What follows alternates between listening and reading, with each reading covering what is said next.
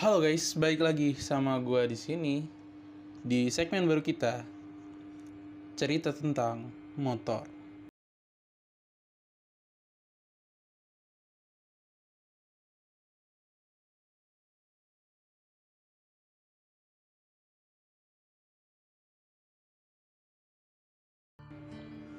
Nah, sebelumnya gue mau kasih tahu segmen ini akan berisi apa aja. Basicnya sebenarnya segmen ini adalah storytelling gue tentang motor, apapun, baik dari sejarah, tipe-tipe motor, rivalitas antar pabrikan, sampai ke teknologi yang dipakai sama motor-motor yang ada sampai sekarang. Gue juga mau ngingetin lu nih untuk subscribe dan bunyiin lonceng untuk channel ini. Nah, untuk episode pertama ini, gue akan bahas Raja Motor 150 Street Fighter di era 2000-an akhir, Yamaha Fiction. Motor paling revolusioner di generasi pertamanya. Cukup lama buat Yamaha untuk kembali ke segmen 150 ini. 1 dekade Yamaha mempersiapkan untuk kembalinya ke segmen ini. Dan uniknya, bukan dari Asia Timur, bukan dari Jepang, bukan dari Cina, bukan dari Asia Tenggara, tapi cikal bakal dari kebangkitan segmen ini dimulai oleh Yamaha di benua Eropa.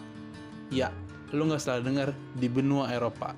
Pada tahun 2002, Yamaha mengakuisisi Minarelli setelah sebelumnya mereka udah kerja sama di bagian mesin dan menghasilkan mesin LC4V atau mungkin Liquid Cool 4 Valve singkatannya, yang dipakai Yamaha di sabrak motornya sampai dengan hari ini.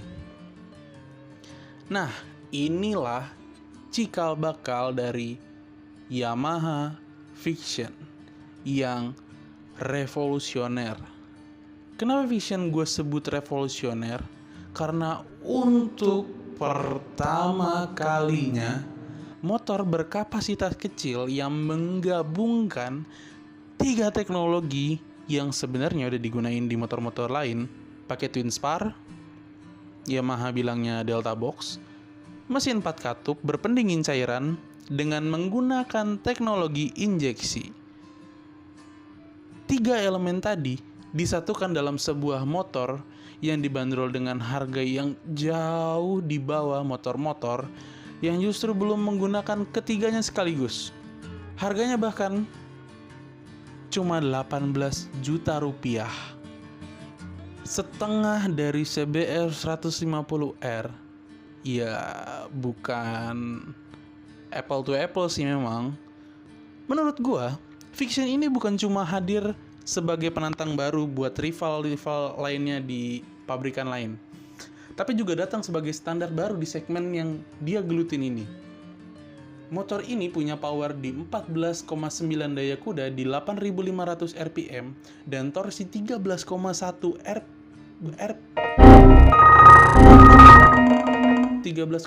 nanometer di 7.500 rpm. Ya, segitu. Di akhir dekade 2000-an, Yamaha India nggak mau kalah dari Yamaha Indonesia. Karena Yamaha Indonesia udah berhasil ngeluarin Fiction. Ya, produk yang sangat revolusioner untuk cc kecil. Dari basis mesin yang sama, yaitu LC4V tadi, Yamaha India memproduksi motor sport fairing yang akan jadi salah satu motor sport yang paling laris di Indo. Iya, mereka ngeluarin R15 versi 1. Tapi Yamaha Indonesia masih nggak mau masukin tuh motor ke sini.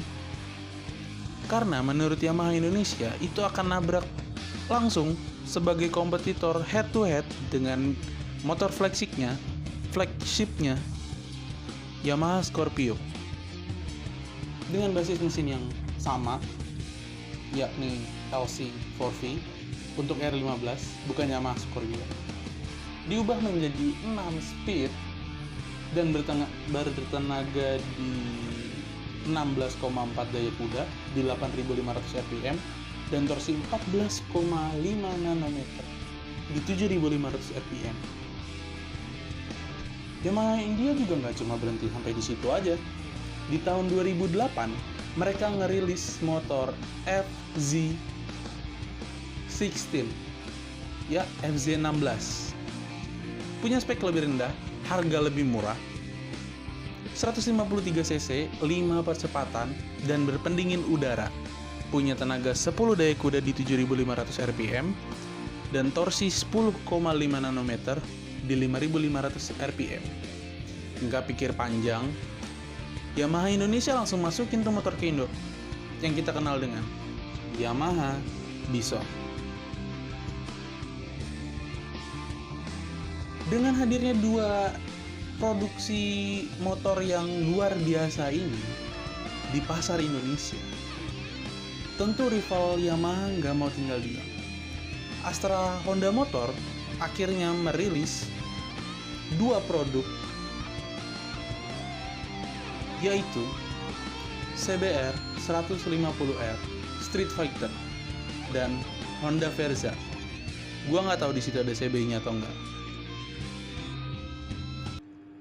Tapi Yamaha nggak berhenti sampai di situ juga. Mereka udah tahu kalau Astra bakal ngeluarin motor tandingan untuk produk mereka, yakni Bison dan Fiction. Mereka juga udah nyiapin senjata baru untuk nyerang balik rival mereka. Pada tahun 2013, Yamaha ngeluarin New Fiction Lightning yang kita kenal dengan sebutan NVL atau NVL. Ya, sekarapmu. Bukan cuma nerusin konsep dari Fiction yang lama,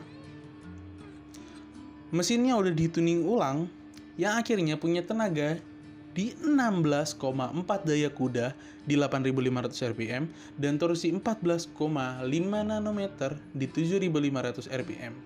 Dengan speedometer digital, dengan kaki-kaki lebar, mampu menjadi raja motorsport di Indonesia selama beberapa tahun ke depan. Motor ini dijual di Indonesia dengan harga 23 juta. Bukan cuma jadi raja di Indo, motor ini juga bahkan diekspor ke hampir seluruh negara di Asia Tenggara, Thailand, Vietnam, Malaysia, dengan nama FZ150i. Yamaha India juga masih terus ngembangin R15.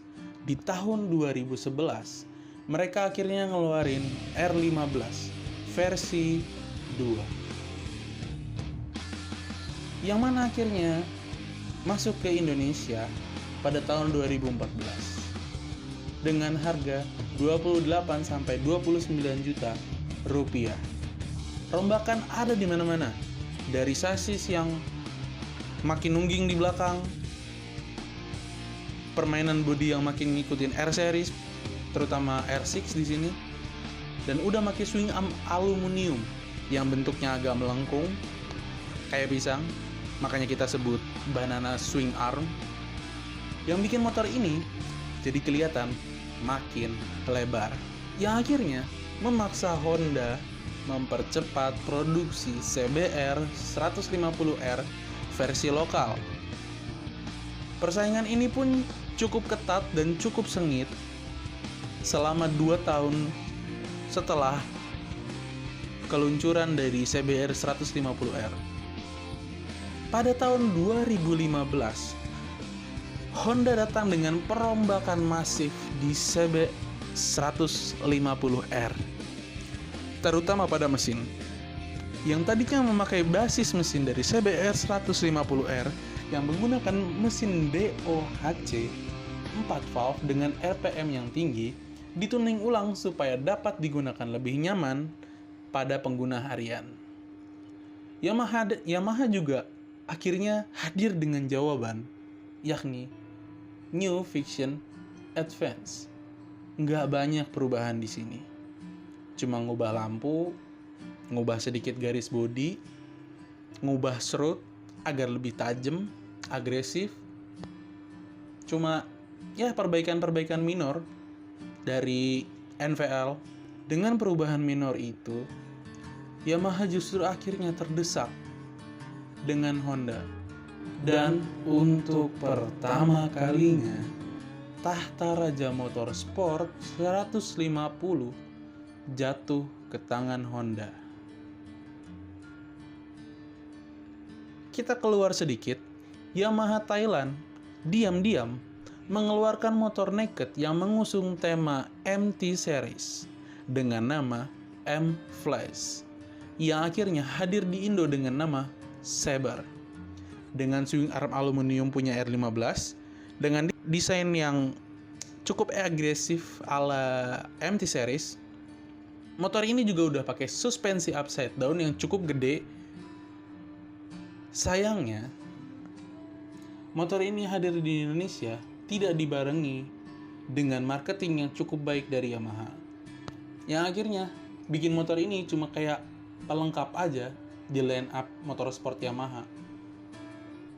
Kasian.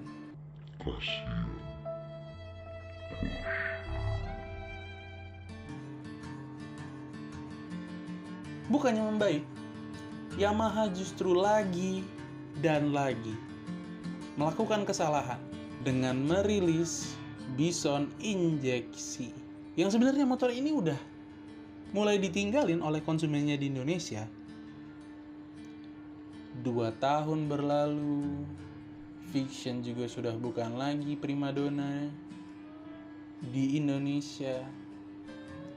Lalu apa yang jadi primadona di Indonesia? Produksi motor dari Yamaha sendiri. Maxi Scooter. Ya, motor matic dengan bodi kegedean ini yang akhirnya merebut pasar di Indonesia. Lo bisa lihat sendiri betapa banyaknya motor-motor skutik yang dengan bodi yang sangat gede itu, dengan mesin yang cukup gede juga. Lalu apa jawaban dari Yamaha untuk mengembalikan kejayaan dari Vixion di tahun 2017, yang merupakan tahun penting untuk Vixion ini sendiri, yang merupakan ulang tahun 1 dekade dari motor paling revolusioner ini?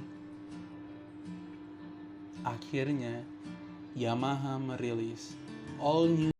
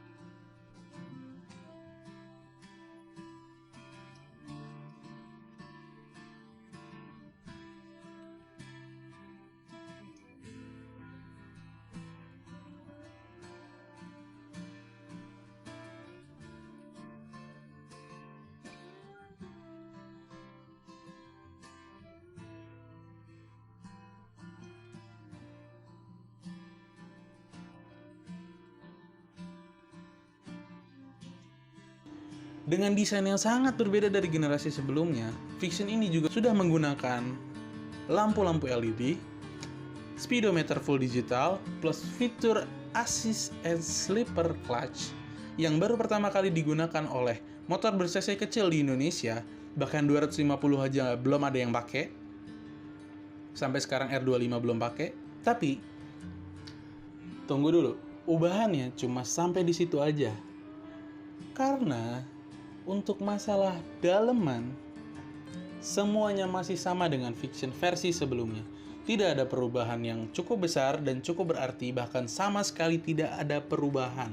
Tidak ada lagi gebrakan yang luar biasa dari Vixion, tidak ada perombakan yang luar biasa dari Vixion. Untuk sisi body dan tampilan, ya lumayan banyak. Cuman sudah bukan jadi motor paling revolusioner lagi untuk ulang tahun 1 dekadenya di tahun 2017. Dengan kekecewaan itu, Yamaha hadir dengan jawaban Fiction R. Dengan mesin baru yang berbasis dari mesin R15 sama persis dengan swing arm aluminium, ban juga sama dengan R15, tapi belum pakai upside down. Mungkin biar lebih enteng. Tapi motor ini tetap tidak cukup dapat membantu penjualan Yamaha di sisi motor sport. Karena desainnya masih sama aja sama All New Fiction yang gagal diterima oleh pasar. Alhasil, dua motor ini jadi motor yang cukup langka di jalanan. Kita tunggu aja sampai motor ini jadi motor koleksi.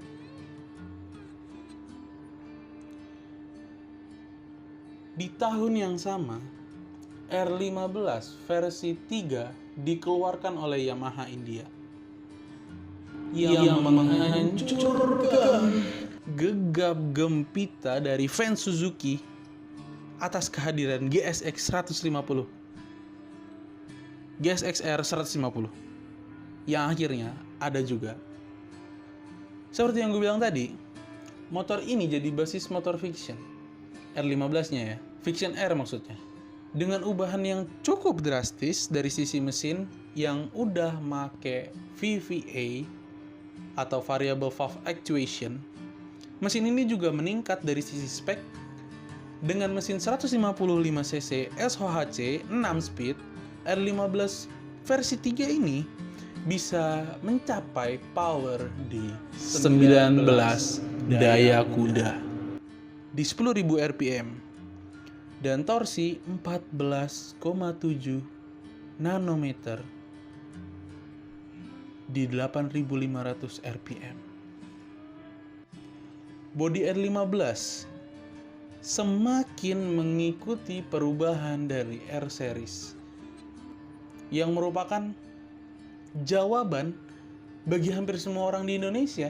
Terbukti motor ini akhirnya jadi raja di jalanan. Iya, raja. Pokoknya paling banyak lah di jalanan di Jakarta atau di perkotaan-perkotaan yang lainnya. Ya, kayak gini, atau gini. Kenapa bisa banyak banget yang punya? Ingat, dulu pas segmen ini diisi sama generasi sebelumnya yang versi 2 dan CBR 150 versi lokal, orang-orang tuh harus keluar puluhan juta, belasan juta untuk upgrade kaki-kaki, upside down, upgrade mesin jadi 19 daya kuda. Tapi sekarang cuma beda 1 jutaan sama CBR dan 5 jutaan sama GSX. Ya, Suzuki. Nah, apa sih VVA itu? Kenapa selalu digembar-gemborkan sama Yamaha? Kita masuk di ngomongin mesin. Variable Valve Actuation atau variasi pada gerakan valve. Biar gue jelasin. Pada motor konvensional, terdapat loop profile atau tonjolan pada knocken as yang menentukan jarak angkat klep. Nah, makin tinggi tonjolan itu, makin tinggi juga putaran mesin yang dibutuhin. Alhasil, mesin baru punya tenaga di jumlah RPM yang lebih tinggi. Nah, mesin VVA ini menggunakan 2 buah profil knocken as dengan profil tinggi dan profil rendah, di mana knocken dengan profil rendah bekerja pada RPM rendah dan profil yang tinggi bekerja pada RPM yang cukup tinggi. Nah, pada RPM tinggi, sebuah solenoid akan bekerja dengan mengunci rocker arm dengan pin yang terhubung dengan knocken as yang berprofil tinggi.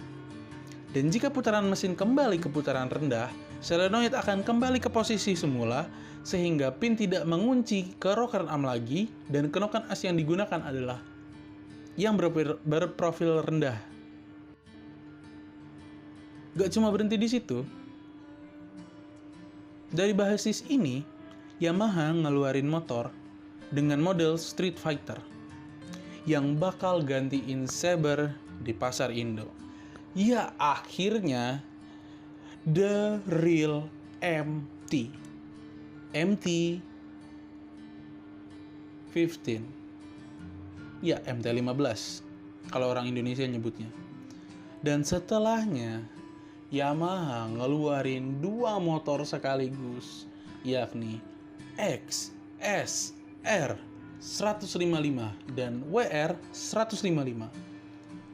Semua motor itu berbasis dari mesin yang sama dengan sasis yang sama. WR iya juga nggak ya? Mungkin yang tahu bisa komen di bawah.